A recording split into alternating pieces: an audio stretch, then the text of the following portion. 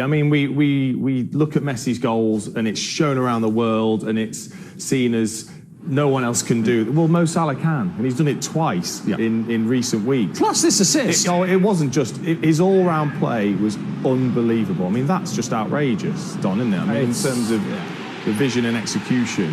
It's the weight as well. Yeah, because he doesn't have to break his stride. Because he's saying to Mane, go on, this pass is that good, take it first time. Yeah.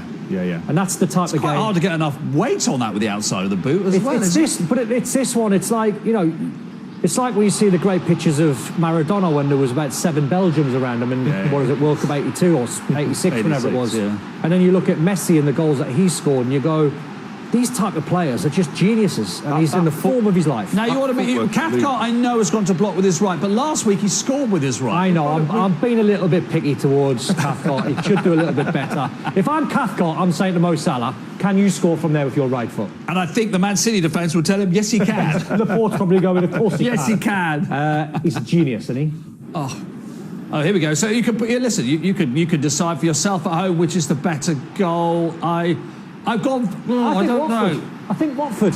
Yeah, there are more players around him at Watford. I think that footwork was just ludicrous against Watford. Yes. The way he kind of rolled it forwards and rolled it sideways in one foul swoop. And it's a strength as well. He's got Cancelo bombed off the ball, put Bernardo Silva on his backside, then he's twisted Laporte inside out. It's the bits of strength there. I'm glad you said that. I was just watching thinking, he's wiry and strong, isn't he, Dean? I mean, no, he is. He kept brushing Danny Rose aside at the weekend, and I think that's something that maybe you don't notice, but clearly he works on, and he's just absolutely at the peak of his powers at the moment. You see him when he takes that top off, he is tuned, isn't he? You know, he's ripped, but he's not weights ripped, is he? No. You know, you see him and you go, everything about what he's doing on and off the pitch is perfect. Sadio Mane's got 100 Premier League goals. None of them are penalties. That's pretty impressive, isn't it? I'm not saying taking penalties is easy, chaps, but to get 100 Premier League goals without having a penalty in there is pretty good. That's outstanding. Yeah, I mean, I don't know what I'd have got without penalty. I mean, I'm glad you say that. Yeah. Dion's on. Dion goes, can you get the next page on? Because he's on it.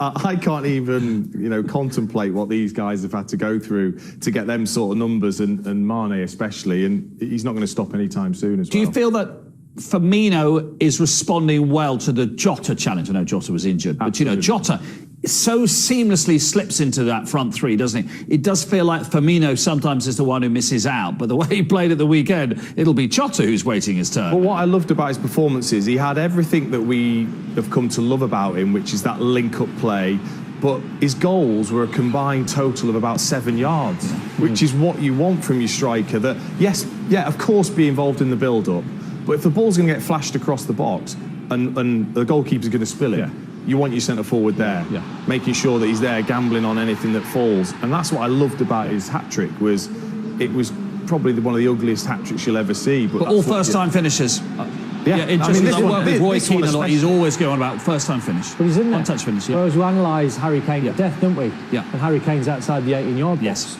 That's where Harry Kane, he knows his numbers are going to improve when you get in there. And I love the fact that now everyone's having the debate about Liverpool need a number 9. Yeah. Well, now they've got Jota who's flying, and Firmino who's flying. And take your pick which one you like. They look like Liverpool. They look like the Liverpool of the title-winning season, do they not? They do. Don made a great point, I think, just off air about Van Dijk squeezing the team up. Van Dijk's delivery, you forget how good that ball, he just gets it out of his feet and boom, the team are up because he sprays it 70 yards. He's one of the best players in the world. So just quickly before we go to Chris, because this offside rule change possibly is really significant. Because of Van Dijk, they are doing what, Liverpool? They are able to do what? Well, they're squeezing higher up the pitch because they trust himself and Matip have got the pace and the confidence to deal with any runs from centre forward. So you immediately then get your centre backs close to the halfway line, which then forces Trent on one side and Andy Robertson on the left side to be higher up the pitch, which then pushes Salah and Mane into positions where they want to be. I was watching Liverpool so many times last season, and because they were so deep, because every single centre-back they had was injured and Fabinho and Henderson were playing at the back, there wasn't the same trust, and rightly so. So the average positions for Liverpool last season would have been about 25 yards deeper than where they are now. So if you think you get Sadio Mane 1v1, that's what he wants.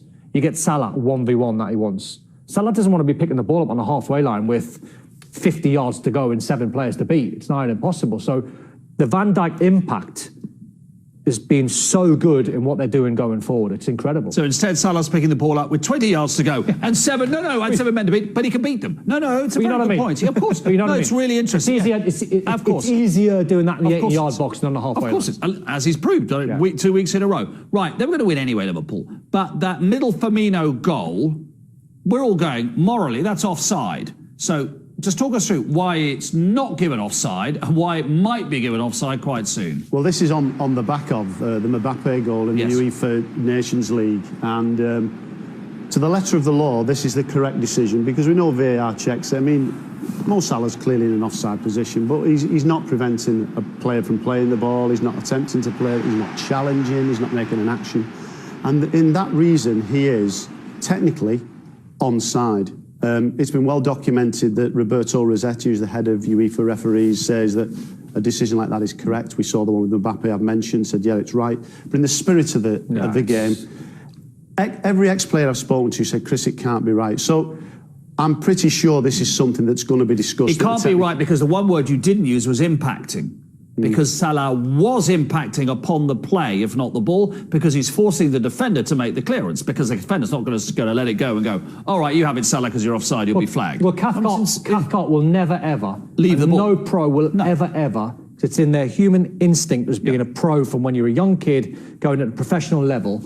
You are never, ever going to leave the ball and go, I'll leave it because Salah's offside. Because you're not sure. Of course you're Especially with VAR. You're going to be the fool that one day leaves it and takes a chance. Then they're going to put the lines up and go, he was onside. Or your right back is way down here out of your eyesight. Also, Danny Rose does brilliantly because he catches him offside. He just drifts back into line with Cathcart, catches him offside, and it's for nothing. Yeah.